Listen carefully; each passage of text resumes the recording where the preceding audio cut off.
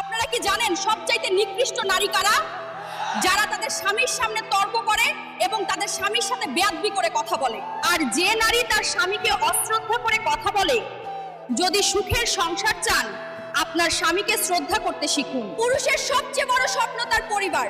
পরিবারের সবার মুখে হাসির জন্য সে সবকিছু বিসর্জন দেয়, নিজের স্বপ্ন ভেঙে গেলেও। পুরুষের জীবনের প্রতিটি সংগ্রাম পরিবারকে সুখী করার জন্য।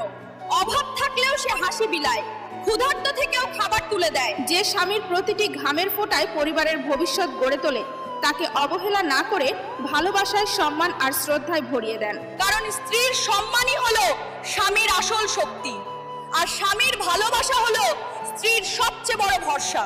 আমি একজন নারী হয়ে বলছি, স্বামী শুধু সংসারের চালক নয়, সে আমাদের আনন্দের সূর্যরশ্মি এবং আশার আলো। যদি তাকে সম্মান করেন তবে পরিবার আলোয় ভরে উঠবে।